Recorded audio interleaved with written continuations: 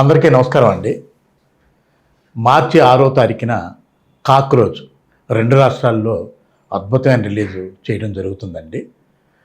Cockroach సినిమాకి censor ఇచ్చినటువంటి censor board మెంబర్స్కి మరియు బాంబేలో ఉన్న హైదరాబాద్లో ఉన్న ఆఫీసర్స్ అందరికీ నా ప్రత్యేక ధన్యవాదాలు తెలియజేసుకుంటున్నాం. ఈ సినిమాని ఇంత ఇదిగా మేము చెప్పడానికి కారణం ఏమిటంటే, సునీల్ కుమార్ రెడ్డి గారి గతంలో రొమాంటిక్ క్రైమ్ కథ, ఒక క్రిమినల్ ప్రేమ కథ, రొమాంటిక్ క్రిమినల్స్, గల్ఫ్, సొంత ఊరు, ఇటువంటి 25 చిత్రాలు సుమారుగా నిర్మించడం జరిగింది.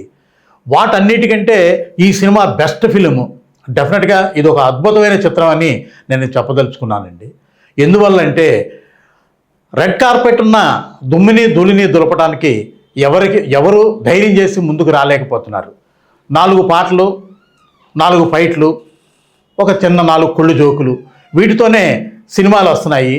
ఇటువంటి సినిమాలు చూసి చూసి విసుగెత్తుకుపోయిన ప్రేక్షకులకి ఒక కొత్తదనంతో కూడినటువంటి చిత్రం కావాలి. అది కూడా మన మధ్యలో జరిగినటువంటి కథ కావాలి. మనం ఇంతకుముందు మన తాతలు ముత్తాతలు లేకపోతే మన తండ్రులు వాళ్ళ టైంలో జరిగినటువంటి ఆ ఆలోచన, ఆ కథలు కూడా కావాల్సిన పరిస్థితి ఈవేళ జనానికి ఎంతైనా అవసరం ఉందండి. అటువంటి కథనే ఈరోజు మా కాక్రోచ్గా నిర్మించడం జరిగింది.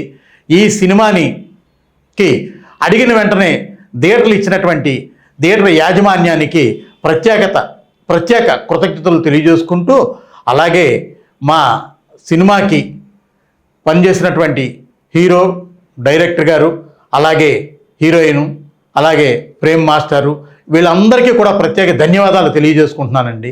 మస్తుగా మాకు సపోర్ట్ చేసినటువంటి పోలీసు వారికి, మన క్రిమినల్ సోదరులు అంటే మా సినిమాలో యాక్ట్ చేసినటువంటి క్రిమినల్ సోదరులకి కూడా ప్రత్యేక ధన్యవాదాలు తెలియజేసుకుంటున్నాను. ఈ సినిమాని మిస్ అవ్వకుండా మీరు తప్పకుండా మార్చి 6వ తారీఖున కాక్రోచ్ సినిమా మీ అభిమాన థియేటర్లు, మీ ఊర్లో ఉన్న థియేటర్లో చూసి ఆనందిస్తారని మనస్ఫూర్తిగా కోరుకుంటూ సెలవు తీసుకుంటున్నాను. Thank you. అందరికీ నమస్కారం. నేను గతంలో 25 సినిమాలు చేశాను. లక్ష్మీ పిక్చర్స్ బ్యానర్ మీద బాపిరాజు గారి ప్రొడక్షన్లో నేను చేస్తున్న 3వ సినిమా ఇది. గతంలో రొమాంటిక్ క్రిమినల్స్ కానీ 69 సంస్కార కాలనీ ఎంత బాగా ప్రేక్షకులు ఆదరించారో, దీన్ని అంతకంటే ఎక్కువ ఆదరిస్తారని అయితే నేను మనస్ఫూర్తిగా అనుకుంటున్నాను, కోరుకుంటున్నాను. నేను తీసుకున్న కథాంశం చాలా ఒక వైలెన్స్తో కూడుకున్న ఒక అంశం, అలాగే చాలా బోల్డ్ కంటెంట్. ఈ కథ చెప్పిన తర్వాత సార్ ముందు భయపడినా కానీ తర్వాత ఓకే చేద్దామండి, బాగుంది, బట్ చాలా వెరీ స్ట్రాంగ్ కంటెంట్ ఇది. దీన్ని మనం జనంలోకి తీసుకొని వెళ్ళాలి. ఇది పక్కా మాస్ కంటెంట్. దీనికి యాక్షన్ కావాలి, మంచి ఫైటర్స్ కావాలి, ఫైటింగ్ ఉండాలి.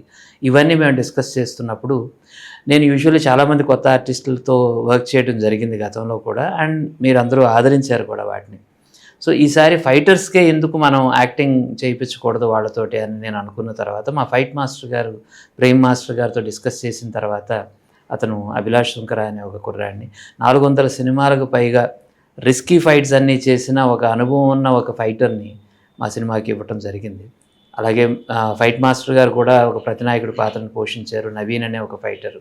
వీళ్ళందరూ కూడా దీనికి ఒక స్ట్రాంగ్ ఇది క్రియేట్ చేశారండి. ఒక ఇన్ ద సెన్స్ ఒక అథెంటిసిటీ అంటాం కదా, they are all real in the terms of ఎక్కడా కూడా డూపుల్ని వాడి ఫైట్లు చేసే పరిస్థితి కాకుండా రిస్కీ ఫైట్స్ని కూడా వాళ్ళు చేయగలిగారు.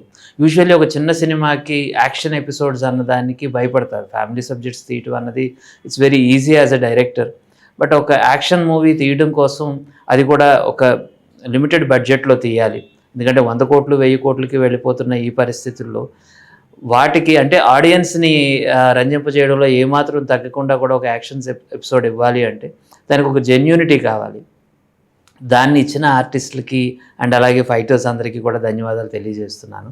అండ్ అలాగే మిగతా పర్ఫార్మెన్స్కి సంబంధించి ఇది ఒక వేశ్యకి ఒక క్రిమినల్కి మధ్య జరిగిన ఒక బ్యూటిఫుల్ లవ్ స్టోరీ అండి.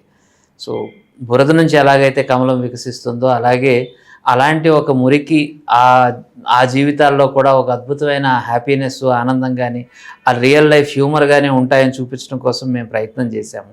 ఇది డెఫినెట్గా ఒక డార్క్ సినిమా, చాలా స్టార్క్ రియలిస్టిక్గా ఉంటుంది.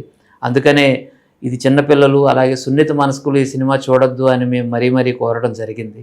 ఎందుకంటే బికాస్ లైఫ్ చాలా బ్రూటల్గా ఉంటుందండి. ఆ బ్రూటాలిటీ మేము చూపించాలనుకున్నాం, అది జెన్యున్గా చూపించాలనుకున్నాం, గ్లోరిఫై చేయాలన్నది మా ఇంటెన్షన్ కాదు. వల్గారిటీ అన్నది చాలామంది ఫీల్ అవ్వచ్చు, బట్ వాళ్ళ లైఫ్ ఉండే పరిస్థితులు బట్టి వాళ్ళ లాంగ్వేజ్ ఉంటుంది కాబట్టి దాన్ని మేము యథాతథంగా చూపించాలనుకున్నాం. సో ఎక్కడ మేము ఆ విషయంలో కాంప్రమైజ్ అవ్వదలుచుకోలేదు. And we are thankful to the censor.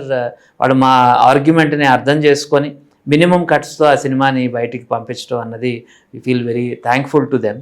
So ఇలాంటి ఒక మంచి కంటెంట్ని, ఇంట్రెస్టింగ్ కంటెంట్ని సార్ చెప్పినట్టు చూసిన రిపీట్ స్టఫ్ నుంచి ఒక ఫ్రెష్ కథని వాళ్ళు ఆస్వాదిస్తారనే ఒక నమ్మకం అయితే నాకుంది as a director. And I'm thankful to my team. Technicians అందరూ కూడా వాళ్ళ ప్రాణం పెట్టి పనిచేశారు.